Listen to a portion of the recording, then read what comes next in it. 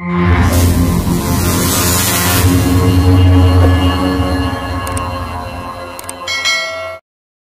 ಒಂದು ತರಗತಿಯಲ್ಲಿ ಕೆ.ಎಸ್. ನಿಸಾರ್ ಅಹಮದ್ ಅವರು ಬರೆದಿರುವ ಅಮ್ಮ ಆಚಾರ ನಾನು ಪದ್ಯಭಾಗದ ಬಗ್ಗೆ ತಿಳಿದುಕೊಳ್ಳೋಣ. ಪದ್ಯಭಾಗಕ್ಕೆ ಹೋಗೋಕೆ ಮೊದಲು ಕವಿ ಪರಿಚಯವನ್ನು ನೋಡೋಣ. ಕನ್ನಡದ ಪ್ರಮುಖ ಕವಿ, ಸಾಹಿತಿ, ಲೇಖಕ, ಬರಹಗಾರರಾಗಿರ್ತಕ್ಕಂತಹ ಕೆ.ಎಸ್. ನಿಸಾರ್ ಅಹಮದ್ ಅವರ ಪೂರ್ಣ ಹೆಸರು ಕೊಕ್ಕರೆ ಹೊಸಳ್ಳಿ ಶೇಖ್ ಹೈದರ್ ನಿಸಾರ್ ಅಹಮದ್. ಇವರು ಫೆಬ್ರವರಿ 5, 1936ರಲ್ಲಿ ಜನಿಸಿದರು. ಇವರ ಸ್ಥಳ ಬೆಂಗಳೂರು ಗ್ರಾಮಾಂತರ ಜಿಲ್ಲೆಯ ದೇವನಹಳ್ಳಿ.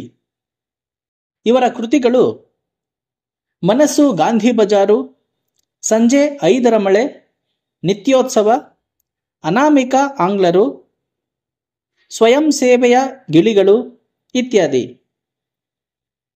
ಪ್ರಶಸ್ತಿಗಳು: ಇವರಿಗೆ ಕರ್ನಾಟಕ ಸಾಹಿತ್ಯ ಅಕಾಡೆಮಿ ಪ್ರಶಸ್ತಿ, ಮಾಸ್ತಿ ಪ್ರಶಸ್ತಿ, ಪದ್ಮಶ್ರೀ ಪ್ರಶಸ್ತಿ, ವಿಶ್ವಮಾನವ ಪ್ರಶಸ್ತಿ, ಗೊರೂರು ಪ್ರಶಸ್ತಿ, ಅನಕ್ರು ಪ್ರಶಸ್ತಿ, ಕೆಂಪೇಗೌಡ ಪ್ರಶಸ್ತಿ, ಪಂಪ ಪ್ರಶಸ್ತಿ, ರಾಜ್ಯೋತ್ಸವ ಪ್ರಶಸ್ತಿ, ನಾಡೋಜ ಪ್ರಶಸ್ತಿ ಮುಂತಾದಂತಹ ಪ್ರಶಸ್ತಿ ಪುರಸ್ಕಾರಗಳು ಲಭಿಸಿವೆ. ಪದ್ಯವನ್ನು ಒಂದು ಬಾರಿ ಓದುತ್ತೇನೆ. ತದನಂತರ ಪದ್ಯದ ಸಂಪೂರ್ಣ ಸಾರಾಂಶವನ್ನು ತಿಳಿದುಕೊಳ್ಳೋಣ. ಪದ್ಯ ಅಮ್ಮ ಆಚಾರ ನಾನು. ಕವಿ ಕೆ.ಎಸ್. ನಿಸಾರ್ ಅಹಮದ್. ನನ್ನ ಮದುವೆಗೆ ಮುಂಚೆ 16 ಹೆಣ್ಣುಗಳ ನೋಡಿ ನಮ್ಮಮ್ಮ ಒಬ್ಬೊಬ್ಬರನ್ನು ತನ್ನ ಒಪ್ಪಿಗೆಯ ಹೊರೆಯಲ್ಲಿ ಅರೆದು, ಅವಳು ಹಾಗೆ ಇವಳು ಹೀಗೆ, ಆಕೆಗಿಂತ ವಾಸಿ ಕಾಗೆ, ಈಕೆ ಎಲ್ಲ ಸರಿ ಆದರೆ ಉದ್ದ ನಾಲಗೆ, ಒಬ್ಬಾಕೆ ಲಂಕಿಣಿ, ಇನ್ನೊಬ್ಬಾಕೆ ಜಿರಾಫಿಣಿ, ಒಬ್ಬಳು ನಿಂತರೆ ಬೆದರು ಬೊಂಬೆಯ ತರಹ, ಇನ್ನೊಬ್ಬಳ ಹಲ್ಲು ಮಕ್ಕಳ ತರಹ ಎಂದೆಲ್ಲರಿಗೂ ಹಚ್ಚಿ ಬಿರುದು ಬಹಳ ದಿನ ಅವಿವಾಹಿತನಾಗಿಯೇ ಉಳಿದೆ. ಅಮ್ಮ ನನ್ನ ಮನಸಾರೆ ಹಳಿದೆ. ಅಮ್ಮ ಕಟ್ಟಾ ಸಂಪ್ರದಾಯಸ್ಥೆ. ಕುರಾನು, ನಮಾಜು, ರಂಜಾನಿನ ಉಪವಾಸ, ಧಾರ್ಮಿಕಾಚಾರಗಳಲ್ಲಿ ಹೇಳತೀರದ ಆಸ್ಥೆ. ಬುರ್ಖಾ ತೊಡದೆ ಬೀದಿಯಲ್ಲಿ ಹಾದು ಹೋಗುವ ನಮ್ಮವರ ಹೆಣ್ಣುಗಳ ಕಂಡು ಕಿಡಿಕಿಡಿಯಾಗಿ, ಹೆಚ್ಚು ಕಲಿತ ಬಜಾರಿಗಳ ಹಣೆಬರಹವೇ ಇಷ್ಟು, ದೇವರು ಧರ್ಮಗಳ ಭಯವಿರದೆ ಎಳ್ಳಷ್ಟು. ಗಂಡಸರೆದುರು ಮೈ ಪ್ರದರ್ಶಿಸುವ ಗಂಡು ಬೀರಿಗಳು ಗಂಡಂದಿರ ಜೊತೆ ಬಾಳಿಯಾರೆ. ಇಂಥವರನ್ನ ನನ್ನ ಮಗನಿಗೆಂದು ತಾರೆನೆಂದು ಪ್ರತಿಜ್ಞಿಸಿ ಸದಾ ಬುರ್ಕ ತೊಡುವ ಕರಡಿಯನ್ನ, ಆಧುನಿಕ ವಿದ್ಯಮಾನಗಳ ಕಂಡರಿಯದ ಕುರುಡಿಯನ್ನ, ಹಳ್ಳಿ ಮೊದ್ದನ್ನ ಮೆಚ್ಚಿ ನನ್ನ ಕೇಳಿದಾಗ ನಾನೋ ಬೆಚ್ಚಿ, ಖುದ್ದಾಗಿ ನೋಡಿ ಒಪ್ಪಿದ ವಿದ್ಯಾವಂತೆಯ ಕೈ ಹಿಡಿಯುವೆನೆಂದಾಗ, ಓದಿದವರು ಹಾಳಾಗ ನಾನೇನು ಓದಿದ್ದೇನೋ ಪೆದ್ದ, ಮದುವೆಗೆ ಮುಂಚೆ ಹುಡುಗ ಹೆಣ್ಣು ನೋಡುವುದು ಧರ್ಮ ನಿಷಿದ್ಧ, ನಾವೆಲ್ಲ ಕಣ್ಣು ಮುಚ್ಚಿ ಹೆಣ್ಣ ಮೆಚ್ಚಿ ಗಂಟು ಹಾಕುವೆವೇ ಎಂದು ಬಾಯಿ ಮುಚ್ಚಿಸಿದಳು. ತನ್ನ ಮೇಲಿನ ನನ್ನ ಜಿಗುಪ್ಸೆ ಹೆಚ್ಚಿಸಿದಳು. ಅಪ್ಪ ಉದಾರಿ. ಮಗ ತಾನೇ ಆರಿಸಿಕೊಳ್ಳಲಿ ಭವಿಷ್ಯದ ದಾರಿ. ಹೆತ್ತವರು ನಾವೇಕೆ ಆಗುವುದು ತಡೆ, ಆ ಯೋಚನೆ ಬಿಟ್ಟು ಬಿಡೆ ಎಂದು ಎಚ್ಚರಿಸಿದಾಗ, ಅಮ್ಮ ಅನ್ನ ನೀರು ಬಿಟ್ಟು ಗಳಗಳ ಹತ್ತು ಉರಲು ಬಾವಿ ಬೆಂಕಿಗಳ ಉಚ್ಚರಿಸಿದಾಗ ತೆಪ್ಪಗಾದೆ. ಅಪ್ಪ ಲೋಕ ಕಂಡವರು, ಹಾಗೆ ಅಮ್ಮನ ಕೋಪ ಹಠ ಕಂಡವರು. ವಿಪರೀತಕ್ಕೆ ಬಂತು ತಗಾದೆ ಎನಿಸಿ, ಮುಂದೇನೂ ತೋಚದೆ ನಿನ್ನಿಷ್ಟವೆಂದರು. ರಾತ್ರಿಯೆಲ್ಲ ಕೋಣೆಯ ದೀಪ ಉರಿಸಿ, ಸಿಗರೇಟು ಹಚ್ಚಿ ಶತಪಥಿಸಿ ಒಳಗೊಳಗೇ ನೊಂದರು. ಒಂದು ದಿನ ಅಮ್ಮನಿಗೆ ಜ್ಞಾನೋದಯವಾಯಿತೆಂದೆನಿಸಿತು. ಊಟಕ್ಕೆ ಕುಳಿತಿದ್ದಾಗ, ನಿನ್ನಿಷ್ಟದಂತೆ ಓದಿದವಳನ್ನೇ ಮದುವೆಯಾಗಪ್ಪ ಎಂದಾಗ, ಅಪನಂಬಿಕೆಯೊಂದಿಗೆ, ಅಚ್ಚರಿಯೊಂದಿಗೆ, ಖುಷಿಯೊಂದಿಗೆ ಭಯ ಬೆಳೆದು ಕೈ ತೊಳೆದು ಎದ್ದೆ ಬೇಗ. ಆ ಡಬಲ್ ಪದವೀಧರೆಯ ಭಾವಚಿತ್ರವನ್ನ ಇಡೀ ದಿನ ನೆಟ್ಟು ಕಣ್ಣ ತೂಗಿ ಅಳೆದು ವಿಳಾಸ ತಿಳಿದು ಹತ್ತಿರದಲ್ಲೇ ಕಂಡು ಮೆಚ್ಚಿ ನಿಶ್ಚಿತಾರ್ಥ, ಶಾಸ್ತ್ರ, ಮದುವೆ ಎಲ್ಲ ಮುಗಿಯಿತು. ಮನಸ್ಸು ಅಮ್ಮನಿಗೆ ಮೌನದಲ್ಲೇ ಕೈ ಮುಗಿಯಿತು. ಮೊದಲ ಸಲ ತಿರುಗಾಡಲು ಹೊರಟಾಗ ನನ್ನಾಕೆ ತೋಳಿಲ್ಲದ ರವಿಕೆಯುಟ್ಟು ಭಾರಿ ಸೀರೆಯನ್ನ ಸೊಂಟದ ಕೆಳಗೆ ನಾಜೂಕಾಗಿ ಕಟ್ಟಿ, ಕಾಲಿಗೆ ಹೈಹಿಲ್ಡು ಕೆರ, ಕೊರಳಿಗೆ ಚಿನ್ನದ ಸರ, ಕಿವಿಗೆ ಬೆರಳಿಗೆ ಉಂಗುರ ತೊಟ್ಟು, ಲಿಪ್ಸ್ಟಿಕ್ಕು, ಪೌಡರು, ರೂಜು ಬಳಿದು, ದೃಷ್ಟಿ ಬೊಟ್ಟಿಟ್ಟು, ಹೆರಳ ಗೋಪುರದಲ್ಲಿ ಕೂದಲ ಬಿಗಿದು, ಎಡಬೈತಲೆ ತೆಗೆದು, ಇವೆಲ್ಲವನ್ನು ಮೀರಿಸುವ ಮುಗುಳ್ನಗೆ ತೀಡಿ, ಹೊಸಿಲ ಇನ್ನೇನು ದಾಟಬೇಕು, ಆಗ ಬಂದೆ ತಡೆಯಿರಿ ಎಂದು ಒಳಗೋಡಿ ಬಂದು ನಡೆಯಿರಿ ಎಂದಾಗ ತಲೆ ಸುತ್ತಿ ನಾಲಿಗೆ ಬತ್ತಿ ನಾನಾದೆ ಮೂಕ. ನೋಡಿದರೆ ಹುಟ್ಟಿದ್ದಳು ನಮ್ಮಮ್ಮನ ಬುರ್ಖ. ಪದ್ಯದ ಸಂಪೂರ್ಣ ಸಾರಾಂಶವನ್ನ ನೋಡೋಣ. KS ನಿಸಾರ್ ಅಹಮದ್ ರವರು ಬರೆದಿರುವ ಅಮ್ಮ ಆಚಾರ ನಾನು ಈ ಕವಿತೆ ಸಂಪ್ರದಾಯಬದ್ಧ ಅಮ್ಮನ ಆಶೋತ್ತರಗಳನ್ನು ಈಡೇರಿಸುವ ಕವಿತೆಯಾಗಿದೆ.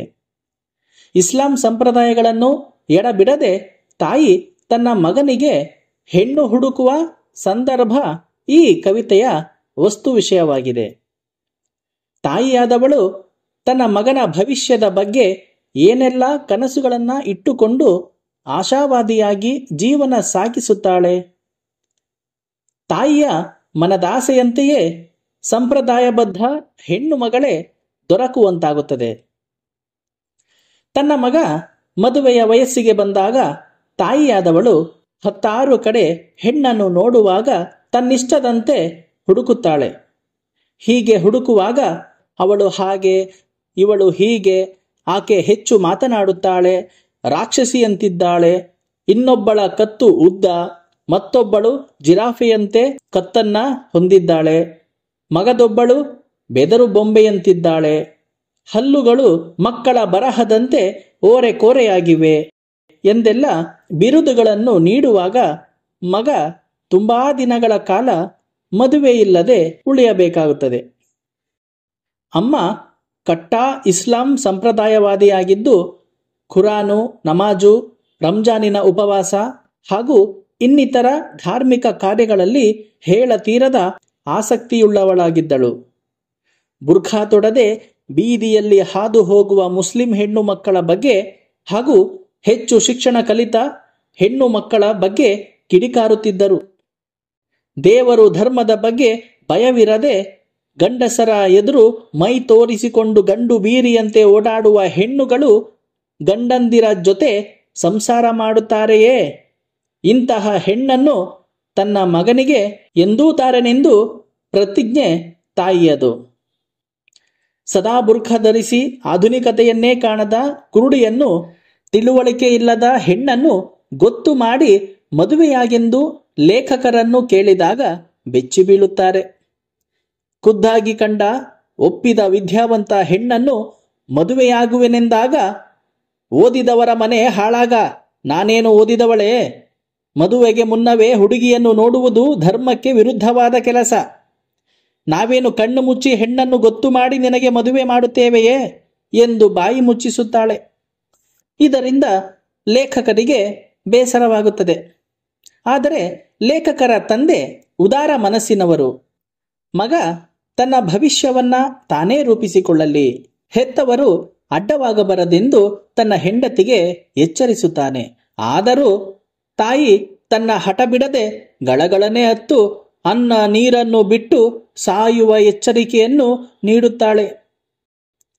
ತಂದೆ ಲೋಕಜ್ಞಾನವನ್ನು ಬಲ್ಲವರು. ಹಾಗೆಯೇ ಹೆಂಡತಿಯ ಕೋಪ ಹಠಗಳ ಮುಂದೆ ಮೌನವಾಗಿ ತನ್ನ ಬೇಸರಿಕೆಯನ್ನು ಶತಪಥ ತಿರುಗಿ ಸಿಗರೇಟು ಸೇದುವ ಮೂಲಕ ತೀರಿಸಿಕೊಳ್ಳುತ್ತಾರೆ. ಒಂದು ದಿನ ಇದ್ದಕ್ಕಿದ್ದಂತೆ ಅಮ್ಮನಿಗೆ ಜ್ಞಾನೋದಯವಾದಂತಾಗಿ ಊಟಕ್ಕೆ ಕುಳಿತಾಗ ಓದಿದ ಹೆಣ್ಣು ಮಗಳನ್ನೇ ಮದುವೆಯಾಗಲು ಒಪ್ಪಿಗೆ ನೀಡಿದರು. ಲೇಖಕರಲ್ಲಿ ಭಯ, ಆತಂಕ, ಅಪನಂಬಿಕೆ, ಆಶ್ಚರ್ಯ, ಖುಷಿಯಾಗಿ ಬೇಗ ಬೇಗ ಊಟ ಮಾಡಿ ಡಬಲ್ ಪದವೀಧರೆಯಾಗಿದ್ದ ಹುಡುಗಿಯ ಭಾವಚಿತ್ರ ನೋಡಿ ಅಳೆದು ತೂಗಿ ವಿಳಾಸ ತಿಳಿದು ವಿಚಾರಿಸಿದಾಗ ನಂತರ ಮದುವೆಯ ಎಲ್ಲ ಶಾಸ್ತ್ರಗಳು ಮುಗಿಯುತ್ತವೆ. ತಾಯಿಗೆ ಮೌನದಲ್ಲಿಯೇ ಕವಿ ಧನ್ಯವಾದಗಳನ್ನು ತಿಳಿಸುತ್ತಾರೆ. ಮದುವೆಯಾದ ಹೊಸದರಲ್ಲಿ ಹೊರಗಡೆ ಸುತ್ತಾಡಲು ಹೊರಟಾಗ ಲೇಖಕರ ಹೆಂಡತಿ ಈಗಿನ ಕಾಲದ ಆಧುನಿಕ ಹೆಣ್ಣಿನ ಹಾಗೆ ತೋಳಿಲ್ಲದ ರವಿಕೆಯುಟ್ಟು ಒಳ್ಳೆಯ ಸೀರೆಯನ್ನ ಸೊಂಟದ ಕೆಳಗೆ ನಾಜೂಕಾಗಿ ಕಟ್ಟಿ, ಕಾಲಿಗೆ ಹೈ ಹೀಲ್ಡು ಚಪ್ಪಲಿ ಮೆಟ್ಟು, ಕಿವಿಗೆ ಬೆರಳಿಗೆ ಉಂಗುರ ತೊಟ್ಟು, ಕೊರಳಿಗೆ ಚಿನ್ನದ ಸರ ಧರಿಸಿ, ತುಟಿಗೆ ಲಿಪ್ಸ್ಟಿಕ್ಕು ಬಳಿದು, ಪೌಡರು ಹಾಕಿಕೊಂಡು, ದೃಷ್ಟಿ ಬೊಟ್ಟನ್ನು ಇಟ್ಟುಕೊಂಡು, ಗೋಪುರದ ಹಾಗೆ ತಲೆ ಕೂದಲನ್ನು ಎಡಬೈತಲೆ ತೆಗೆದು ಬಿಗಿದು ಕಟ್ಟಿ, ಇದೆಲ್ಲವನ್ನು ಮೀರಿಸುವ ಮುಗುಳ್ನಗೆ ನೀಡಿ, ಇನ್ನೇನು ಮನೆಯ ಒಳಗಿಂದ ಹೊಸಿಲ ದಾಟಿ ಹೊರಗೆ ಹೋಗಬೇಕು ಎನ್ನುವಷ್ಟರಲ್ಲಿ ಬಂದೆ ತಡೆಯಿರಿ ಎಂದು ಹೇಳುತ್ತಾ ಲೇಖಕರ ಪತ್ನಿ ಒಳ ಹೋಗಿ ಬಂದು ನಡೆಯಿರಿ ಎಂದಾಗ ಹೆಂಡತಿಯನ್ನು ನೋಡಿ ಲೇಖಕರಿಗೆ ಆಶ್ಚರ್ಯವಾಯಿತು. ಆಶ್ಚರ್ಯವಾಗಿ ಮಾತೇ ಬರುವುದಿಲ್ಲ. ಏಕೆಂದರೆ ಲೇಖಕರು ತನ್ನ ಹೆಂಡತಿ ಡಬಲ್ ಪದವೀಧರೆ, ಈಗಿನ ಕಾಲದ ಆಧುನಿಕ ಹೆಣ್ಣು, ಆಕೆ ಬುರ್ಖಾ ಸಂಪ್ರದಾಯವನ್ನ ಪಾಲಿಸುವುದಿಲ್ಲ ಎಂದುಕೊಂಡರೆ, ಹೊರ ಹೋಗಲು ಅಷ್ಟು ಚೆನ್ನಾಗಿ ರೆಡಿಯಾಗಿದ್ದ ಆಕೆ ಲೇಖಕರ ಅಮ್ಮನ ಬುರ್ಖಾ ಹಾಕಿಕೊಂಡು ಬಂದಿದ್ದಳು. ಹೀಗೆ ಲೇಖಕರ ಹೆಂಡತಿ ಆಧುನಿಕತೆಯ ಹೆಣ್ಣಾಗಿ ಹೊರಟಳಾದರೂ ಸಂಪ್ರದಾಯಬದ್ಧಳಾದ ಅವಳು ತನ್ನ ಅತ್ತೆಯ ಬುರ್ಖಾವನ್ನು ಧರಿಸಿರುತ್ತಾಳೆ. ಲೇಖಕರ ತಾಯಿಯ ಮನದಾಸೆಯಂತೆ ಆಕೆ ಸಂಪ್ರದಾಯಬದ್ಧ ಹೆಣ್ಣಾಗಿರುತ್ತಾಳೆ. ಒಟ್ಟಾರೆಯಾಗಿ ಸಂಪ್ರದಾಯಸ್ಥ ಅಮ್ಮನ ನಂಬಿಕೆಯ ವಿರುದ್ಧ ಕವಿಗೆ ನ್ಯಾಯ ಸಿಗುತ್ತದೆಯೇ ಎಂಬ ಅಂಶ ಈ ಕವನದಲ್ಲಿ ಮೂಡಿಬಂದಿದೆ. ಸಾಂಪ್ರದಾಯಿಕ ಚೌಕಟ್ಟಿನಲ್ಲಿ ಬೆಳೆದ ಹೆಣ್ಣೊಬ್ಬಳು ಉಳಿದ ಹೆಣ್ಣು ಮಕ್ಕಳನ್ನು ತನ್ನ ಕಣ್ಣಳತೆಯಲ್ಲಿ ಅಳೆದು ತೂಗಿ ನೋಡಿ ಮಗನಿಗೆ ಸೂಕ್ತವೆನಿಸುವ ಹಾಗೆ ಆಯ್ಕೆ ಮಾಡಿಕೊಳ್ಳಲು ತೊಡಗಿರುವುದು ಮಗನ ಮೇಲಿನ ಪ್ರೀತಿಯಿಂದ ಎಂಬುದು ಇಲ್ಲಿ ನಿರೂಪಿತವಾಗಿದೆ. ಆದರೆ ತಾಯಿ ತನ್ನ ನಿಶ್ಚಿತ ಮನೋಭಾವವನ್ನು ಬದಲಿಸಿಕೊಂಡು ಕವಿಗಳ ಮನದಾಸೆಯಂತೆ ವಿದ್ಯಾವಂತ ಹೆಣ್ಣು ಮಗಳನ್ನು ಮದುವೆಯಾಗಲು ಅನುಮತಿ ನೀಡುವುದು ಏಕಕಾಲಕ್ಕೆ ಕವಿಗಳಲ್ಲಿ ಆಶ್ಚರ್ಯ, ಖುಷಿ, ಭಯಗಳನ್ನು ವ್ಯಕ್ತಪಡಿಸುತ್ತದೆ. ಇಂಥ ನಿರ್ಧಾರದಿಂದ ತಾಯಿಯಲ್ಲಿ ಮೂಡಿಬಂದ ವೈಚಾರಿಕತೆಯ ಮನೋಭಾವವನ್ನು ಲೇಖಕರು ಬೆರಗುಗಣ್ಣಿನಿಂದ ಕಾಣುತ್ತಾರೆ.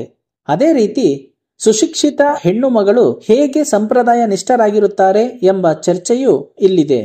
ಶಿಕ್ಷಣದಿಂದ ಎಂತಹ ಬದಲಾವಣೆಯನ್ನು ಬೇಕಾದರೂ ತರಬಹುದು. ಆದರೆ ಅಂತಹ ಶಿಕ್ಷಣವೇ ನಮ್ಮ ಮುಂದೆ ಹಲವಾರು ಪ್ರಶ್ನೆಗಳನ್ನು ತಂದಿಟ್ಟಿರುವ ವಿಚಾರ ಈ ಕವನದಲ್ಲಿ ನಿರೂಪಿತವಾಗಿದೆ.